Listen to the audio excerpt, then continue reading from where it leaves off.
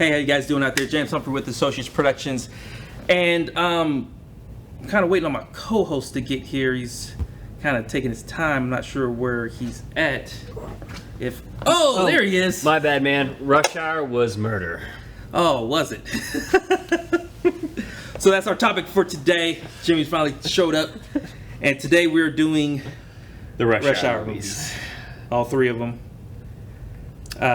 From Rush Hour 2 came out in 2000? I don't know. I believe it was 2000. The first one I think came out in 98, and then I think that was around there? 2 was 2000, 2002, somewhere around there. So these are relatively old movies. Don't say it like that. For its time. I feel old. Like that is really, that's like 20 years ago. But for 20 years ago, it was pretty good. I feel like I'm gonna need a walker leaving this place now. This is back when Chris Tucker was trying to change his image in his career, stop doing the whole Friday movies, and hell, I forgot he was even in that. Yeah, he was doing some other like Money Talks and stuff like that, but he was trying to get away from that kind of genre of movies, and then he came out with Rush Hour. Then Jackie Chan was still being a badass. Being a badass, of course. And that's kind of it's almost kind of its bittersweet thing about the stunts in the movie. You almost can't talk shit on him because he does all his own stunts. Yeah. Like, all that crazy shit, like, he really does. He doesn't do anything big in any of these movies, now that I'm thinking about it. Like, if you talk about, like, your Operation Condor, your Police Story kind of stunts, you know what I mean? Jackie Chan doesn't really do anything huge, like, over-the-top stunts. But I guess that makes it a little bit more believable for the type of movie. Yeah, for the type of movie that he was doing. I mean, the stunt's still great. He still got the moves, most definitely. Oh, yeah.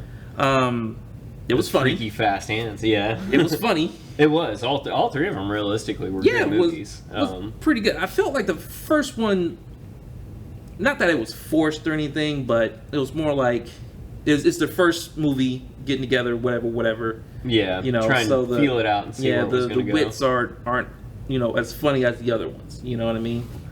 The Backstreet Boy triad. Yeah, all that shit. I couldn't take him seriously. Yeah, let's talk story.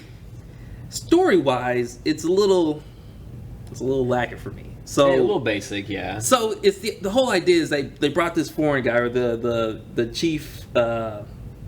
I think it's the governor or whatever the fuck the dude is, like China or whatever. Yeah, he wants to bring his own inspector on his case because his daughter gets kidnapped. Before his daughter gets kidnapped. Yeah, you know. So originally Lee was supposed to watch over her anyways, and then she got kidnapped, and so the punk ass FBI.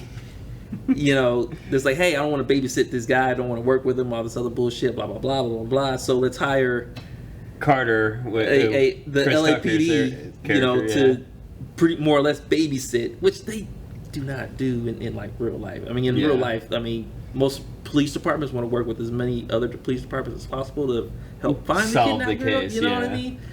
So that's kind of like the reverse of what they want or what they're trying to accomplish. Yeah, and the last thing they do is bring on some theatrical cop that blows up a car in the middle of middle of city blocks. And then they go to reward him by giving him like an FBI task. I mean, theoretically, that would have got him fired. I don't think any cop is trained to actually shoot inside of a moving car unless it's like deadly or something like that. Like, you know what I mean? He wasn't looking to run anybody over. He was just trying to get away, and he just and he just opened fire on it. It's like, I mean, granted, I mean, the police force these days, they'll open fire on you just for looking at them wrong. This is true.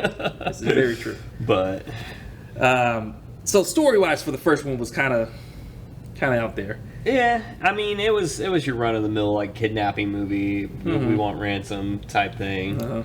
And then the ending was kind of interesting, and then the one guy was in on it the whole time, if I remember right. Yeah. So, Juntao. Yeah. So, but the way that if I remember, he had the bomb backpack, and he's crawling up on the rafter beams. Yeah. I was like, oh shit. And I don't know if Jack. I want to say he did. Yeah. He actually fell from that thing to get caught or whatever. But I mean, I don't know how real that stuff is. No, I don't know. Like I said, I want to say that'd be the biggest stunt in that movie that he did. It might have been. You know, it might have been. I felt like it might have been his biggest one though, because he like lands in the hand or something. Or he lands on the little cloth, whatever that. Oh yeah, Chris Tucker grabs and all that other bullshit. That's right, because there was the hand down there and then the cloth. Yeah. And so then we move down to Rush Hour 2, which for me I thought is the funniest ones out of the three. Where at the end of the first one, they Carter goes to Hong Kong with Lee to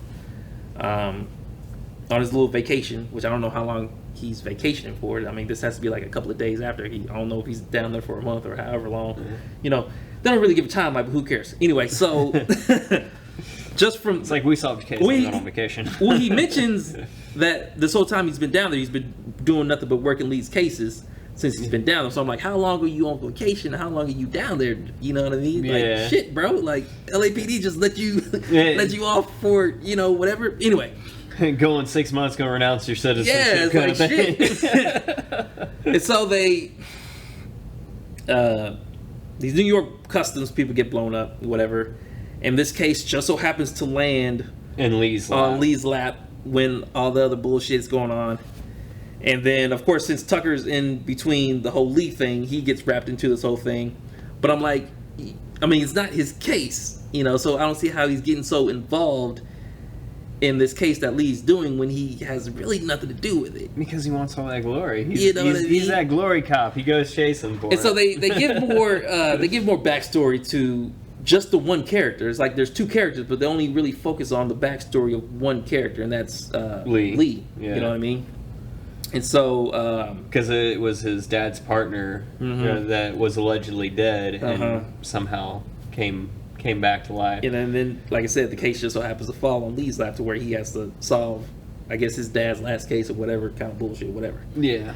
Kind of like that vengeance, you know, in honor of father type thing. But I did feel like I said, I watch Rush Hour 2 every year, only because it's extremely funny to me. It's fucking hilarious. The story was cleaner. The story was cleaner.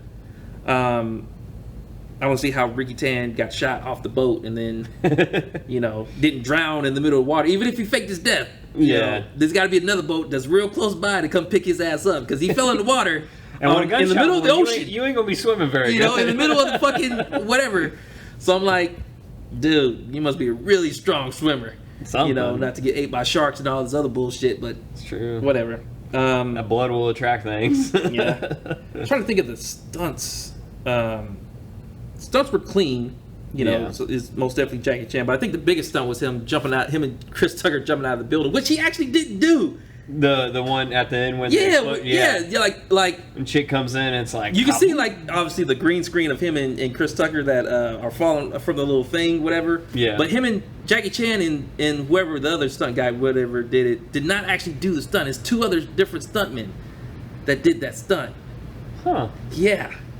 Found that out like a decade ago. I'm like, ain't that about it, man? My whole childhood has been lied to, but you know. I can think of a few movies and shows like that. Still funny though. Still funny. Yeah. And then we move on to the third one.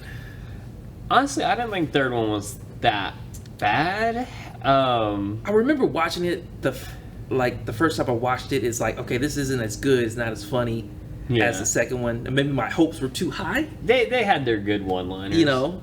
And then I rewatched it again recently because I knew we were doing an episode, whatever. And it actually was funny. Yeah. You know, I felt like the stunts wasn't as clean. Yeah. As they had your favorite in there. Two-wheel taxi. Oh yeah. No, we're not going to talk about that. We're going to leave that alone. Two-wheel taxi. But let's talk about the story. I think the story lacked most of all because it was his brother, his brother that got taken by the triads when he was younger and. It's like nobody really mentioned him out of the other two movies, so it's like, Well, it's like the second one they focused on his father and how he was close to his father. His dad was kind of blah blah blah blah. Yeah. And then here comes the third one. You got an adoptive brother. Was he adopted or was thought he was? I thought he was his brother. And no, they went to the same orphanage. Yeah, orphanage together. And Lee got adopted out and, became cop or whatever. And the other one, he pretty much aged out and then became a bad guy. It's how they explain the story. Good thing I rewatched this movie. It's how they explain the story. I was gonna say I rewatched it too, and I was thinking he was his actual brother though. No. He was just a little orphanage dude. Little orphan tears. And so, story wise, it did not do it for me. Yeah. And then it basically refollowed the first one though, because then they were trying to kill that ambassador guy from the first one, and then you cannot remember his name, so apologies on that one. But then his daughter ends up getting kidnapped yet again. Oh, what's this, a Liam Neeson movie? Taken? Where every 5 minutes the same thing happens. Here's my thing is that you have Chris Tucker's character that's doing all this whining and crying about being his brother and all this other shit, and then you got Lee, who's not so much as admiring the help from Carter, but all he wants to do is save the guy. Yeah. You know what I mean? It's like... And then in the end, it's like at the very end, his brother, they literally are just trying to kill each other, and then his brother basically is just like, fuck it, you go ahead and live, and just let go of my hand, and falls, and it's like, wait, wouldn't you want to punch him in the nuts or something and climb up the net? I don't know. See him in a different location, so they go to France. Yeah. And the second one, they go back from Hong Kong to LA, back to, I think they ended in Vegas, actually. Yeah, in Vegas. And then this one, they were just in France. For I think was it the majority of the movie, or was it the whole movie? Yeah, majority of the movie. I think they started out in somewhere where I wasn't paying attention. And I think they started in New York. No, it was LA. They started in LA? Yeah, they started in LA. And then they move out to France or whatever. Yeah. And then on the Eiffel Tower. Yeah. So, the one-liners just didn't click as much as the second one. Yeah. It was still funny. It was. Like I said, all three of them were good movies, and Jackie Chan as an actor is a good actor. I've always enjoyed his movies. So. He's always brings that action. Just that badassness to him. And Chris Tucker's a funny guy. He is. Where's his career now? Where's his career now? I had to do it. I'm sorry. Where's his career now? Is he still making movies? I know Jackie Chan's still making movies. Is Chris Tucker still making movies? I don't think so, actually. Is he still running from the IRS, or? I thought that was Wesley Snipes. No, that's Chris Tucker. That's definitely Chris Tucker now. He owes millions and millions of dollars to the IRS for... I'm not getting into this dude's business. We're going to leave that alone. Still relatively good movies. Yeah. Like I said, I still watch that second one every year. I'll forget about that third one, and I don't even think I even liked the first one, if I'm being honest. I mean, it was funny. It was all right. But nobody watches the first one. Everybody understands what's coming out of his mouth by now. Right? Right. All right, I'm going go ahead and cut it there. I think we trashed the movies enough. Next week, we're doing... Kick-Ass? Yes. Okay. I think that's Kick-Ass. We're fumbling between Transformers and all this other stuff, but we didn't have time to do Transformers, but we do have time for Kick-Ass. So we'll be here for another 6 years for Transformers. Yeah. And don't forget the Michael Bay explosions.